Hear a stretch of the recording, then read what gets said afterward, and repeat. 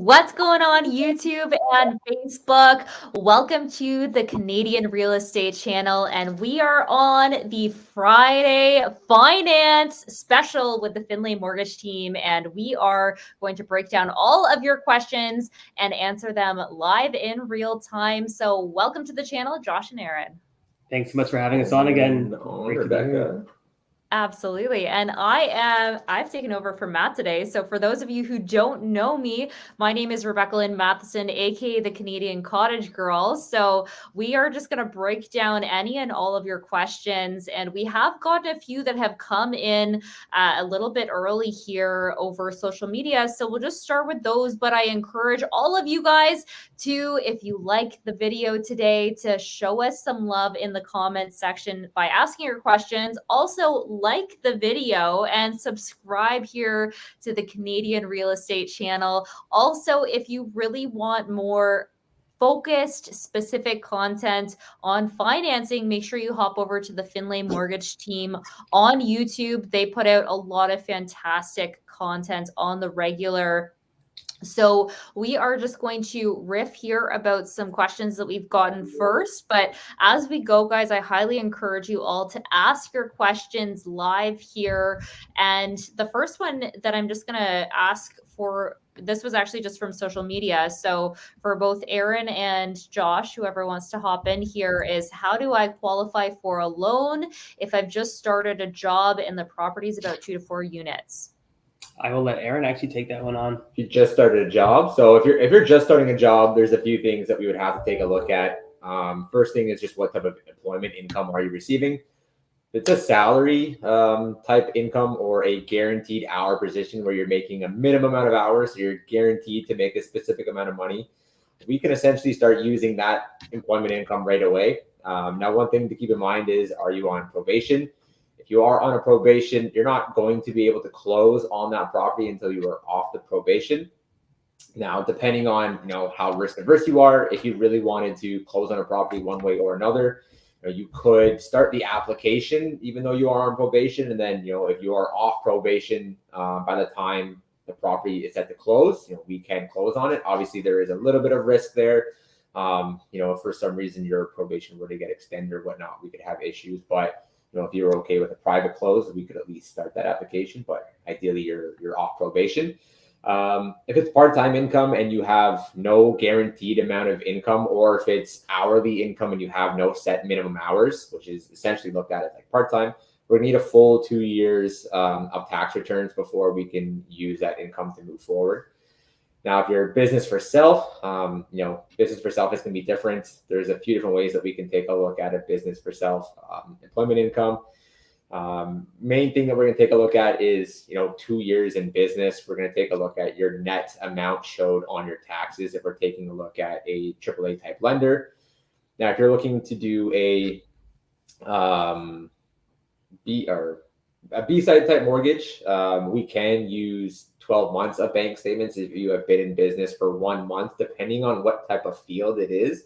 So some employments like home contractors, some, what's the word I'm trying to think of? Just giving me like a home contractor, though, if you've been in business for 1 year, we can use your bank stated income program to be able to qualify that way. So there is that option. Obviously, the B side, there is some fees and stuff. So if you're looking to avoid the fees on the B side, you're going to have the 2 years of tax proven income on the A side to qualify. Awesome. Definitely appreciate that, Ehren.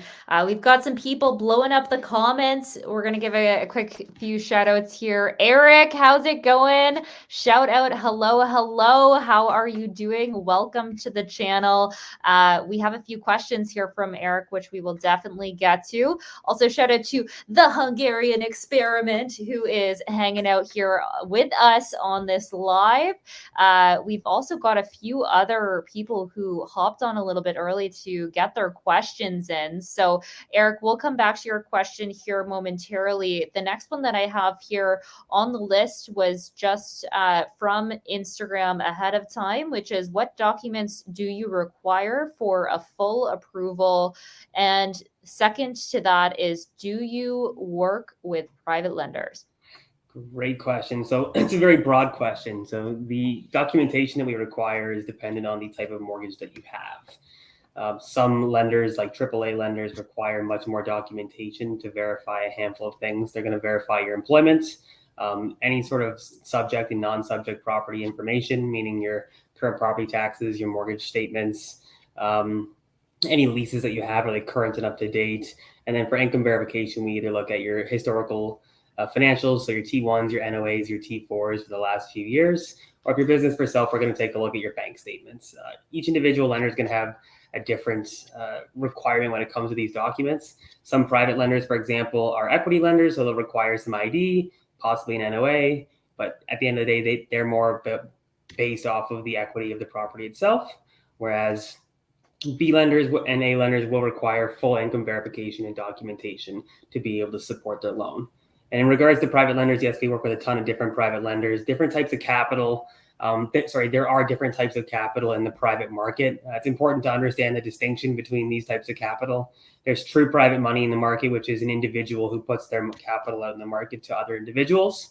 But then there's also mortgage investment corporations that are federally regulated that have specific niches that they invest in. So some are in multifamily, some are in retail, some are in larger commercial properties. So it really just depends on your specific situation as to which type of private capital we're going to go with.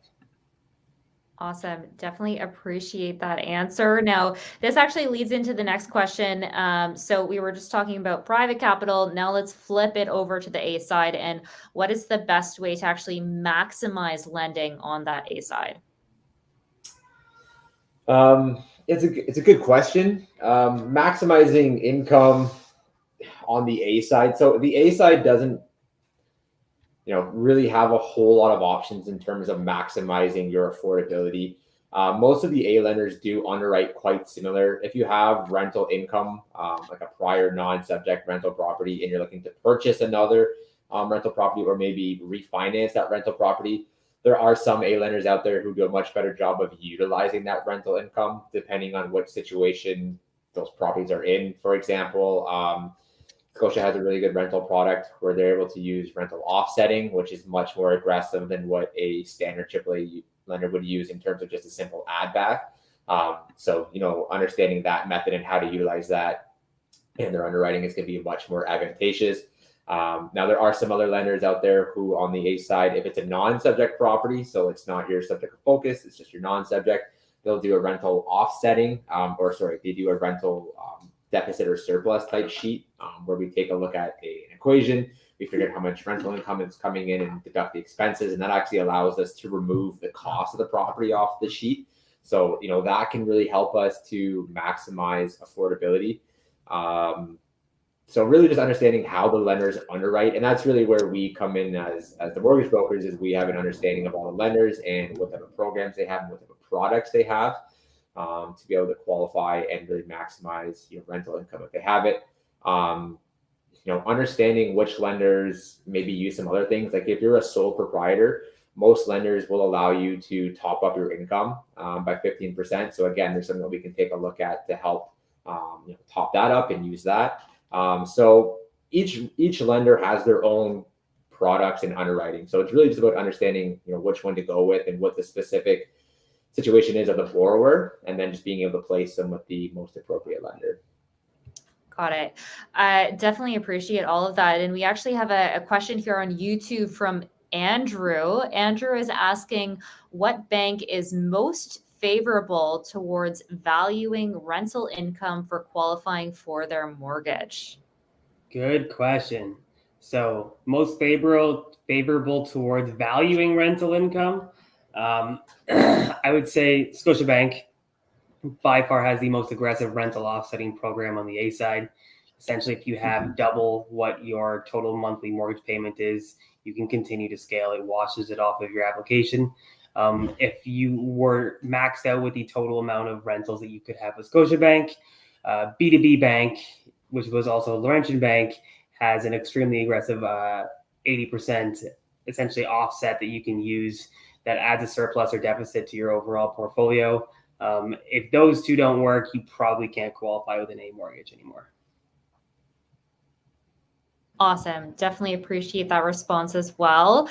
Now, next question here was from social media. So it is, what percentage of your time / investments right now are poured into real estate? Great question. And more specific, I guess, to your personal portfolio. So let's definitely hear a little bit about what portion of your time and investments is poured into real estate. I know you guys work full time in real estate, so probably all of it.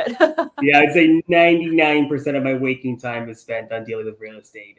We focus on obviously building our business around helping investors scale and do that. So the majority of our effort and time is based off of building that scalable business. In regards to looking at focusing on real estate, Erin and I are looking at a handful of larger apartment buildings at the moment. And we also focus our time on private lending as well. So our time, a lot of it is based off the active real estate side of things, so building our business and creating value that way. And then the passive side of our business is lending money to our clients. Love it. Next question here is from YouTube. So shout out to Eric. And guys, make sure all of those who are listening, smash that like button. We love hearing from you guys and love having you on live here.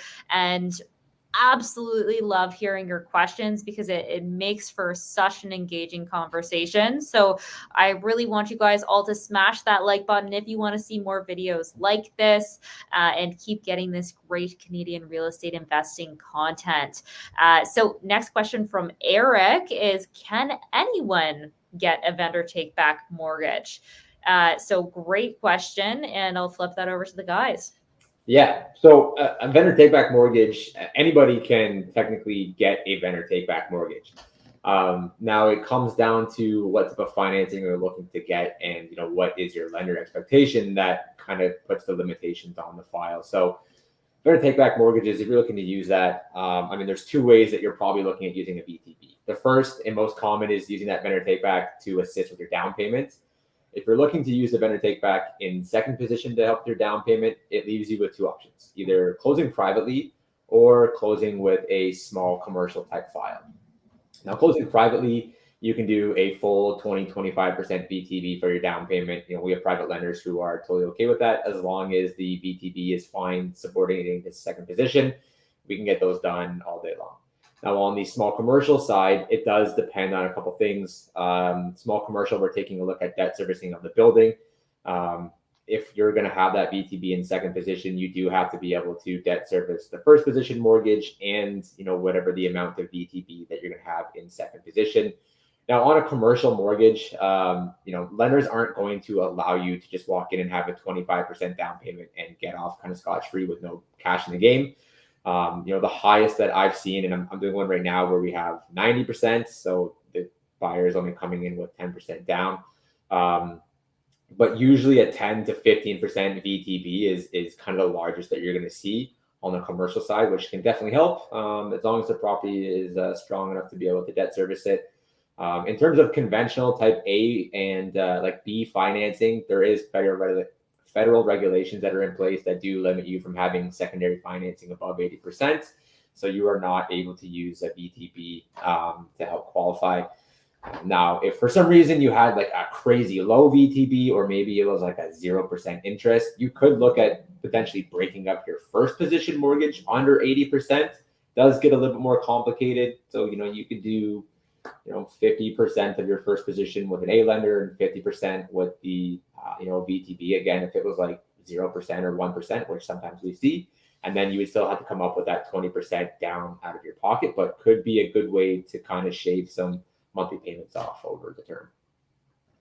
Absolutely. Now, follow-up question from Eric is a vendor take back better than private financing? That is a great question, because VTBs are private financing. So it's essentially private financing that you dictate, you negotiate with the seller. When it comes to private financing, the majority of the time, you're not going to get 100% loan to value financing from a true private financer. So if you're looking at just how much capital do you need to put into the project, I'd say yes, a VTB is probably the best bet, because you're going to get a much higher loan to value at probably more favorable terms than what you would with a regular the regular like private guy. Now, there also isn't any lender fee and isn't any broker fee when it comes to a VTB. You negotiate it when you're negotiating the purchase of the property. Definitely more favorable terms than what a private mortgage would be able to fetch you on the open market. Just something to obviously keep in mind is the exit strategy. We see so many of these VTBs.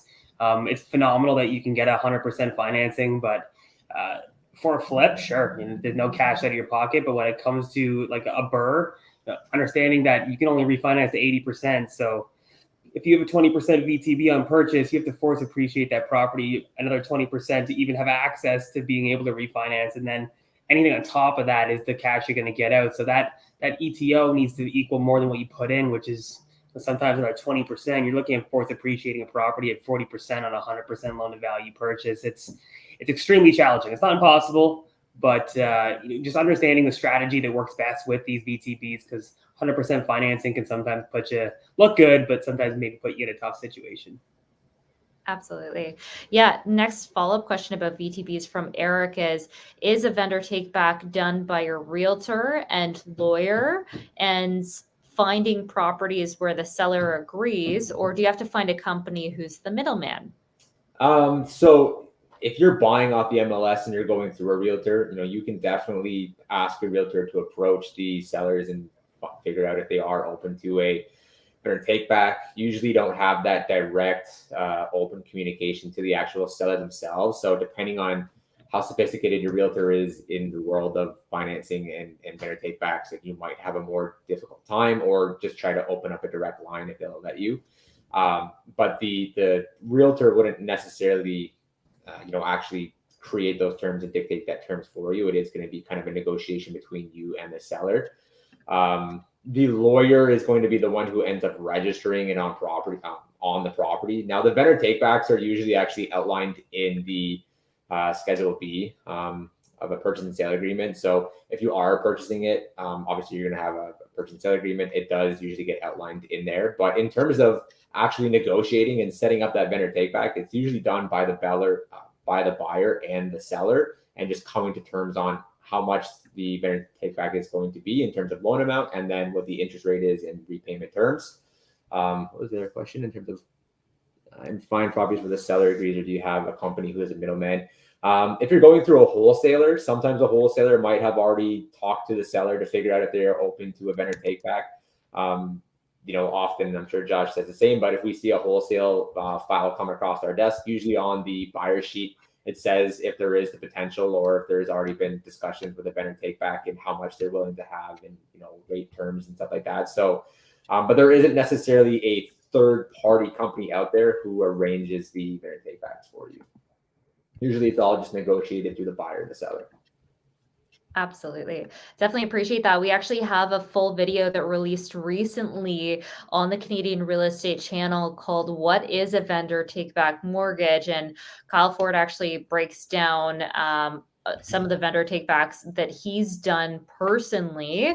And I know you guys have seen a ton of vendor takebacks come across your place, both from like seeing wholesale deals come in, as well as just deals to refinance after they've already been closed on as a vendor takeback mortgage. So definitely appreciate that. And from the context of VTBs, it's actually such a hot topic right now. We currently have a off-market deal that we have a VTB negotiated on, and we actually had a chat this morning. So Adam JD Martin, he ran a fantastic 2-part series on vendor takeback mortgages with our team, and just broke down the specifics of how to negotiate them, what the terms are in the vendor takebacks that should be considered when you're doing those negotiations yourself. And Adam's put a ton of fantastic content here on the Canadian Real Estate channel as well. So make sure you check out some of his videos on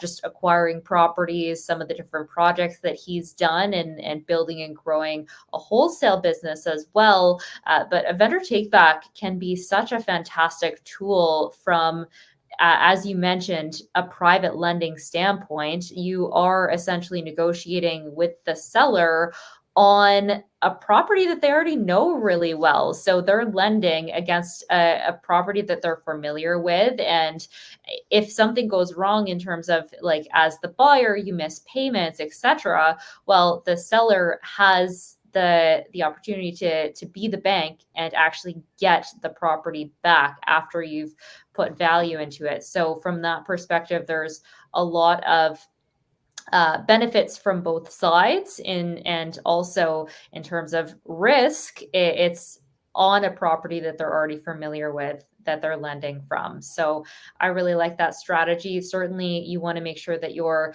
language on the offer is correct, and that you've accounted for all of the appropriate terminology there. So definitely check out or reach out to rather a real estate lawyer that is familiar with vendor takebacks, or talk to an expert like someone on your power team, such as the Findlay Mortgage Team. We have another follow-up question here from Eric, just saying, what is the lowest interest on private financing that you've seen or is available? It's a good question. So there's different models for the conventional private financing companies out there. So some mortgage investment corporations have a tiered structure where they base their fees and their rate off of your loan to value as well as your credit score. So if you have a high credit score and 75% loan to value, sometimes you can get as low as 5.25, 5.5%, maybe even 4.99 on if they're having like some sort of promotion.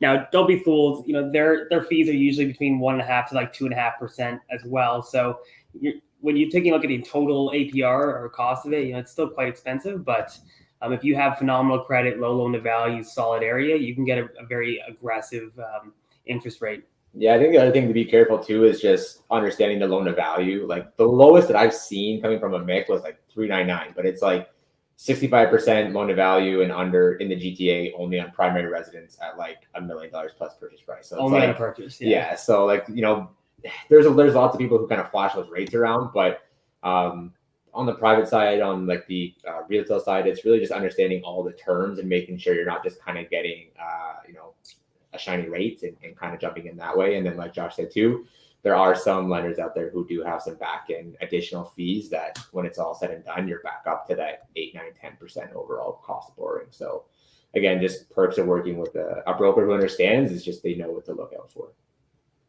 Awesome. Now we actually had another question relating to rates for VTBs. So that was specific, obviously, to private financing. But let's break into what are some of the current rates of vendor takebacks. Well, that is up to you. So we don't actually negotiate your vendor takeback. You do.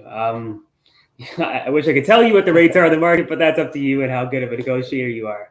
So I've seen 0%. Yeah, I've seen 0%. Yeah, we've seen 12%. Yeah, we've seen some crazy like 0%, 70% loan to value first position, like unbelievable terms that people negotiate. And then we see some very expensive second mortgages from the sellers as well. So it really depends on your leverage, how bad do they want to offload the property, do they want to take on the capital gains initially, or they want to postpone it, do they want to have some residual revenue coming in. It's a really great tool to be able to sell your purchase to them, especially if you're buying a property that's in disrepair or a property that needs a lot of work.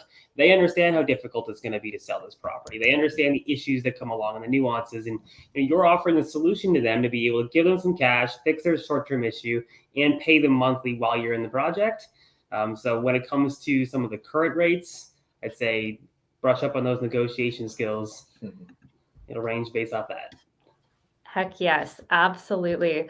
Love that. So next question here is being the financial partner of a JV opportunity walking the line of mortgage fraud, or is there a way to avoid this as being a financial partner? Yeah, it's a good question, and it's a good question. I don't think there's anything obviously wrong with this question, but it is a good question to ask. Obviously, coming from a borrower side, you want to make sure that you're doing everything as fiscally and financially as responsible as you can. So, from the side of a mortgage broker, what we look at, if a buyer brings us a property, we take a look at, does the main applicant have the ability to check off all the boxes from a lender?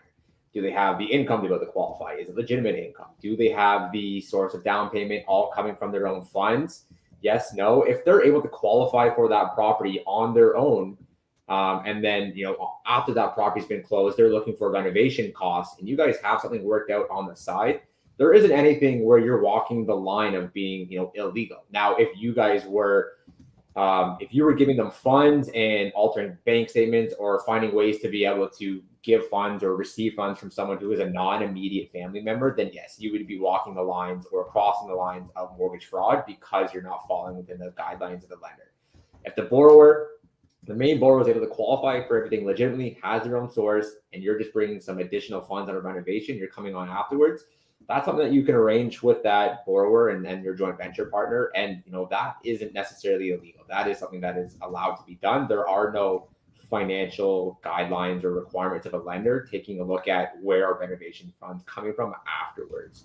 We're really taking a look at, is the down payment sources legitimate and all of the income and stuff like that. And as long as everything else is good to go, what you guys are able to structure afterwards is really up between you and the seller. Awesome. Love that, guys.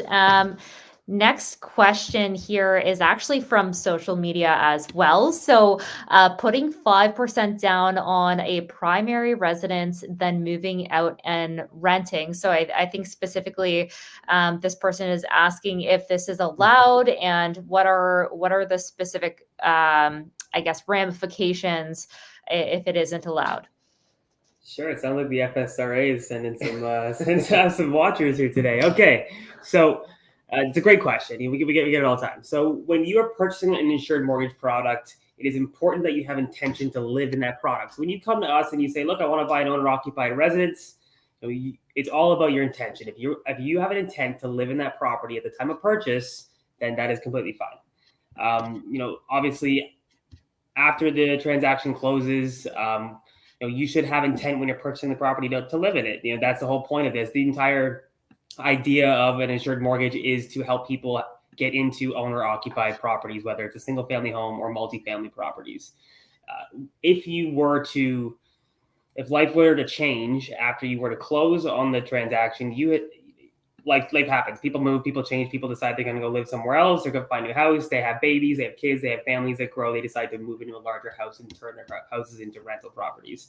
Obviously, the issue starts to stem from if you have ulterior motives when you're purchasing the property. I would not recommend doing that. So if you are using an insured mortgage, then you should have the intent to live in that property. Yeah, and I mean, and from a tax perspective and capital gains too, I mean, you're not the first person to ask this question or take a look at doing this, right? So, the CRA understands what people are doing, and so do the insurance companies.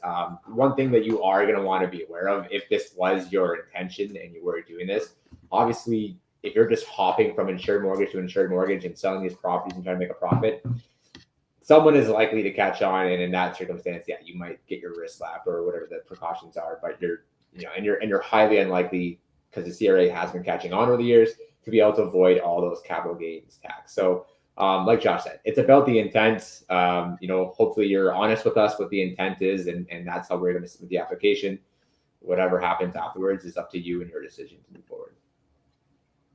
Got it. Definitely appreciate that. Now we have a question coming in to build off of that, asking, what is mortgage fraud? Mm-hmm. Great question. So mortgage fraud is a lot like regular fraud, except with mortgages. So if you have malicious intent and you're giving somebody wrong information to pull them in a different direction, such as creating bank statements or submitting false information, or having a straw buyer, those are all things called mortgage fraud, and you can get in a ton of trouble because it's real fraud. There are a handful of different types of fraud and why people would do fraud. One would be fraud it's to live. Yeah. One is for financial gain. There's a handful of different types. We had to do it in my course forever ago, but mortgage fraud is a serious thing. It should be something that you obviously aware of. Unfortunately, there's quite a bit of it in the mortgage industry. There's a whole lot of funny names that float around, and there's people in certain groups that are doing more than others. But it's not worth it, guys. It really isn't. there's no reason to. There are so many products and services out there that are built around finding creative solutions, which is what we do. So mortgage fraud is a serious thing, and I highly recommend just staying in between the lines because it's not worth it. Absolutely. Definitely appreciate that, guys. Now, next statement and question is, I'm having a hard time lending money on a promissory note. So what would you recommend? I am as a lender. Do you feel confident? So I think they're trying to say, as a lender, do you feel confident lending on a promissory note? Yeah. So, I mean, as you know, if I were the lender, obviously I would want to have some due diligence now, depending whether or not you're working with borrowers direct or whether you're working through like a mortgage agent. Being able to ask those questions and receive documents can be very beneficial, and having all the details to be able to assess a file. We work with private lenders, individuals who want to put their money out. Just as a guideline, when we work with our consistent private lenders, they'll ask for a credit score. What is the credit score? They'll ask, what does the borrower do? Are they making full-time income? How long have they been employed for? They want to get a sense of who they are. What are they going to do with the funds? Whatever questions you need to ask to make yourself feel comfortable with the deal, you should go to ask. And if you aren't getting the answers that you want to make yourself feel comfortable, and it's unsecured promissory money, don't put that money in, because there are people out there, again, going back to mortgage fraud and illicit intent, who are out there to just take advantage of the system. So I would sit down and say, as a lender, what information do I want to know about a file and a borrower before I put my money out, especially if it's on a prom note and not secured against the property. And don't take any shortcuts. If you feel uncomfortable about a deal, walk away from it. Or ideally you have a lawyer who can maybe take a look at something for you to make sure it's legitimate. But it's really up to you and what kind of details that you want. We're more than happy to talk to you afterwards and figure out some stuff with you and just let you know, hey, this is what our private lenders look for and what they ask. Maybe you can use that kind of as a guide, and if we can help you put out money as well too, we're more than happy to be able to give you a deal breakdown, whatever documents you may want to request to feel comfortable to make your deal, a little more safe. But yeah, if your money and unsecured, I would make sure you're 100% ready to put that money out before you do. For sure. I think there's a rule that most people say when they have unsecured money, either have to like, know, or trust them. And if you don't like, know, or trust the person you're lending money to, I highly recommend do not lend money to that person. Now, as Ehren said, there is a room in the market for that type of capital. It's very expensive capital, and it has a lot to do, I think, with your reputation. So if you have a reputation of getting projects done, there's a lot of guys out there who have access to a lot of very cheap unsecured money or decently cheap unsecured money because they have a reputation to be able to pay it back and complete projects. It's extremely risky, probably the most risky investment you would ever make in private mortgages. So if this isn't something you feel comfortable with, I reiterate what Ehren said. I highly recommend don't move forward. Awesome. Appreciate that. Now, next question here is specifics. It says backdating your income by 2 weeks. Is that bad? Not sure what you mean. I don't know either. Yeah, Orion, if you could just specify a little bit more there. And then we do have a follow-up question here from Orion. How could I get a mortgage from income from a for entrepreneurship? And would I be able to get my parents to be guarantors? For a 4-month internship, would I be able to get my parents as guarantors? Yeah, I think it goes back to, there was a question a little bit further up there about just starting a job. When we take a look at income, again, you're going to fall under one of the following categories. You're going to have guaranteed salary, you're going to have a guaranteed minimum amount of hours, or you're going to be some sort of part-time, non-guaranteed or business for self.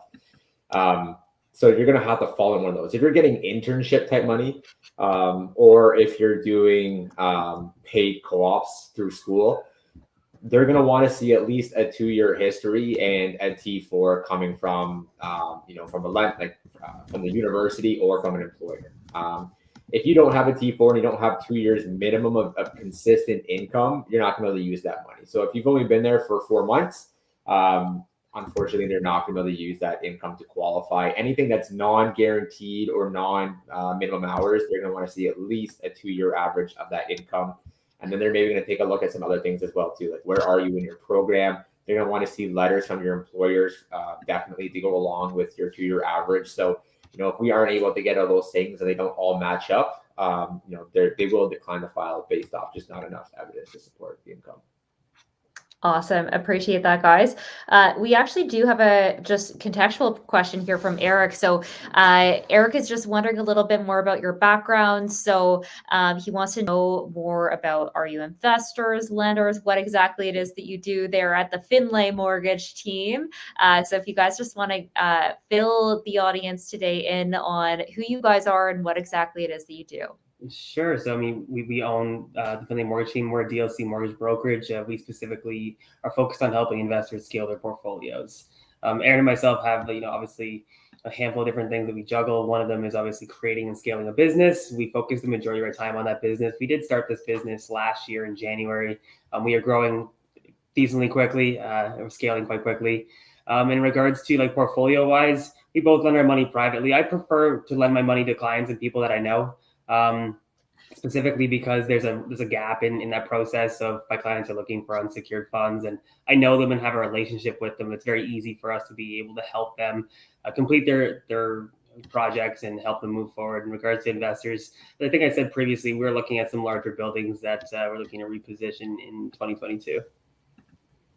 Awesome. Definitely appreciate that, guys. And for anyone looking for an investor-friendly mortgage agent, I highly recommend that you flip over to the Findlay Mortgage Team. They are fantastic, and they literally problem solve every single day. So they work with all sorts of different challenges. I'm wearing a sweater that says problems or profits, and they are literally problem solvers. So if you guys are wanting to reach out and connect with someone who is incredibly knowledgeable in the area and make sure that you can get a pre-qualification ready to go for a project and start working towards another investment property or maybe your first one, definitely reach out to the Findlay Mortgage Team. We have a question from Paul just asking, is there a mortgage product out there that will allow you to use your stock portfolio as collateral to qualify for a larger mortgage? Don't want to sell and pay capital gains. Yeah, it's a really good question. So there are net worth products out there where we essentially take a look at, based off of the income that you have, what is your maximum amount of income? So let's just say you were showing a bare minimum, you were making like $20,000, $30,000 a year. We would take a look at, based on that $30,000, what is the size of mortgage that you could qualify? So let's just say you were looking to buy $1 million property, 20% down, you needed an $800,000 mortgage, and let's say you could only qualify for $300,000. Now, to get to that full $800,000 mortgage, we would have to then show dollar for dollar matching in some sort of liquid asset. And we can take a look at checking accounts, savings accounts, TFSAs, registered funds, GICs, mutual funds, RSPs. There's quite a few different things that we can take a look at. Now, there are some funds out there like an RSP, like anything registered or locked in. There is a discounted value. So they take a look at 70 to 75%, depending on which lender it is, just for the tax holdback reasons.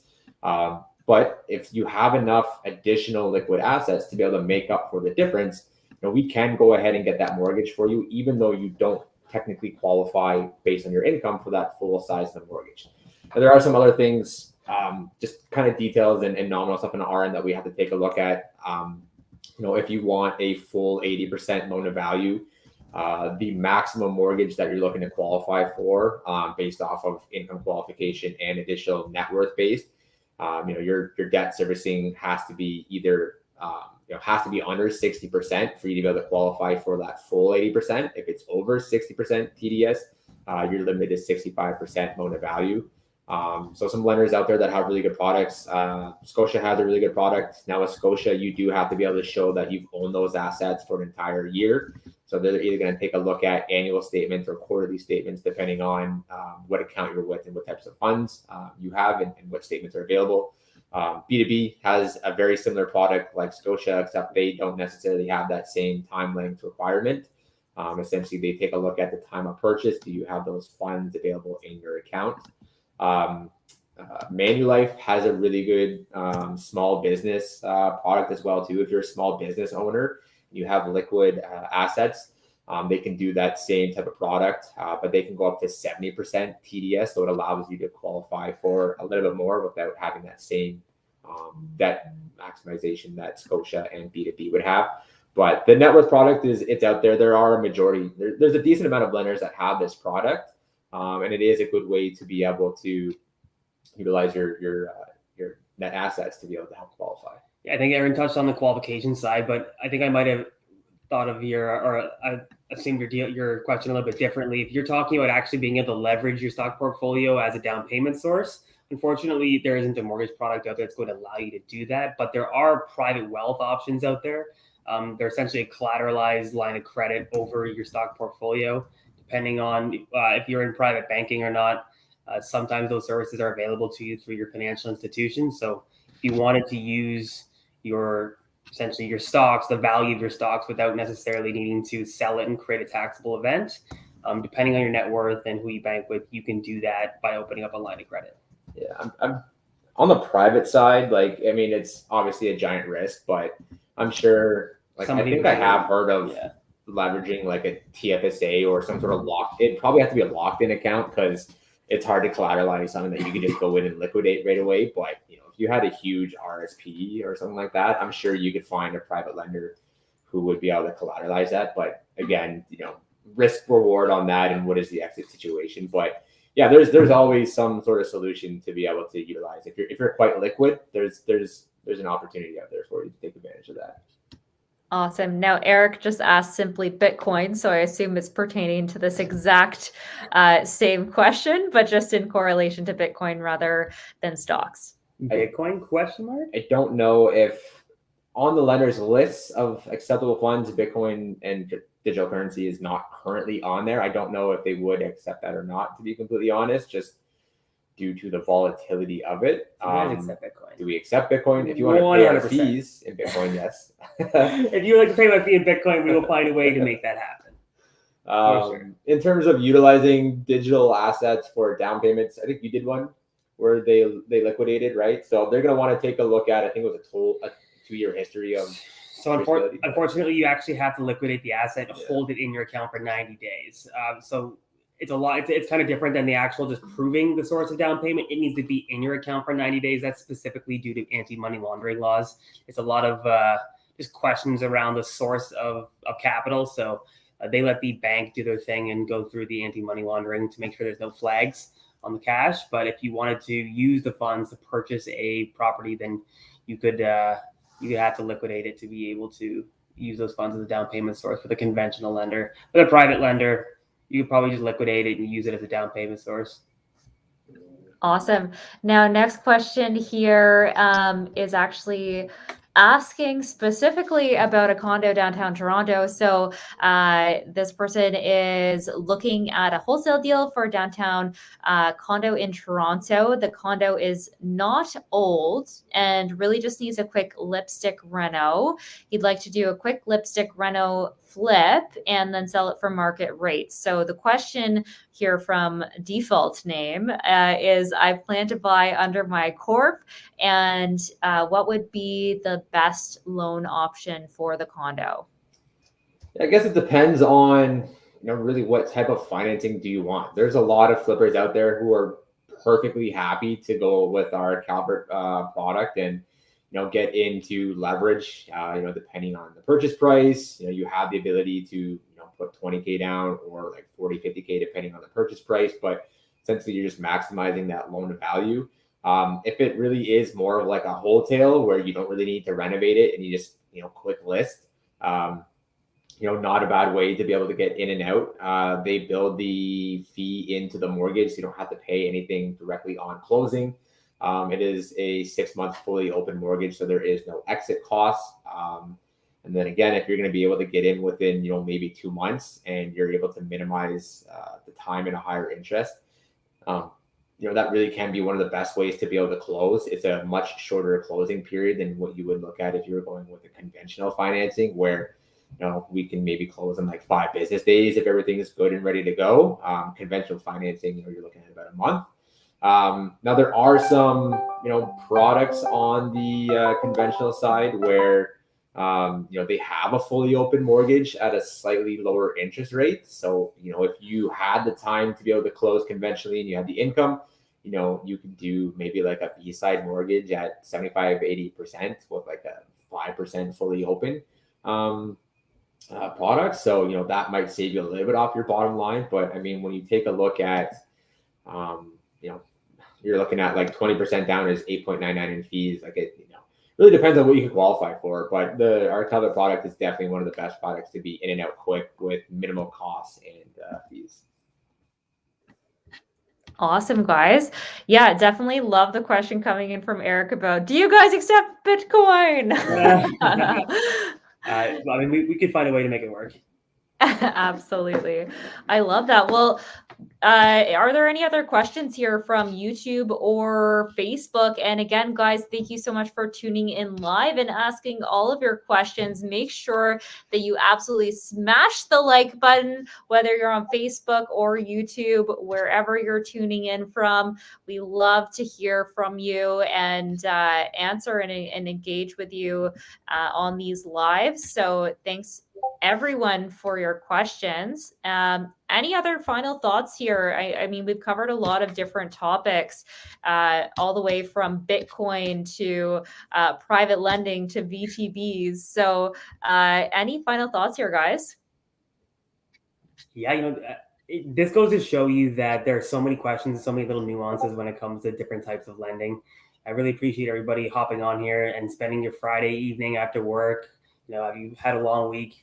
We appreciate you guys taking the time to reach out, connect with us. It allows us to be able to understand what questions are out there and how we can add more value and help everybody out. So really appreciate everybody who came on here tonight. If you guys have any questions at all, feel free to reach out to Ehren or myself. We're happy to answer anything and try to add as much value and give you guys the guidance you need to be able to move forward. Awesome. Yeah, we always appreciate any questions, and all of our contact information is pretty public, so feel free to reach out to us if you guys have further questions.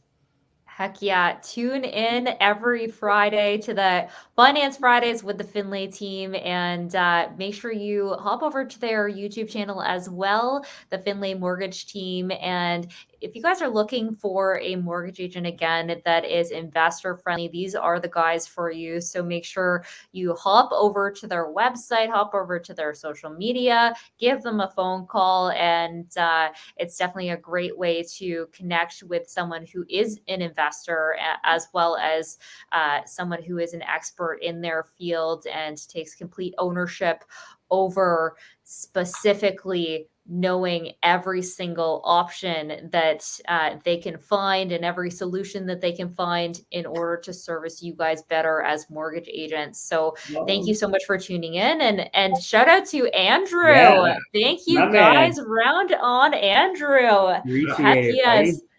That's great right around Christmas time. Thank you to Andrew. Thanks for tuning in. Appreciate it. We're going to have to, if you're ever in town, give us a call. We'd be happy to buy you a drink as well. You are the first, so yeah, we owe you now. Little $20 donation here. The YouTube actually now has this donation feature. So if you guys love the content and want to support this channel, that's a great way to do so. So Andrew, shout out, and thank you so much for the round on you. Definitely anytime that you're in the area, make sure you call us up, and we'll Eric, make sure if that you want to donate a Bitcoin, we'll take that. Yeah. Tip your content creator today with Bitcoin. Yeah, appreciate it, guys. Well, thanks for tuning in to today's Finance Friday with the Findlay team, and make sure you tune in for some more fantastic content. I was actually up filming with the Findlay guys recently, so we're going to be dropping some killer content on the channel, and we are breaking down a lot of different topics for you guys, so stay tuned for more. As always, we'll see you on the next one. Peace. See you guys.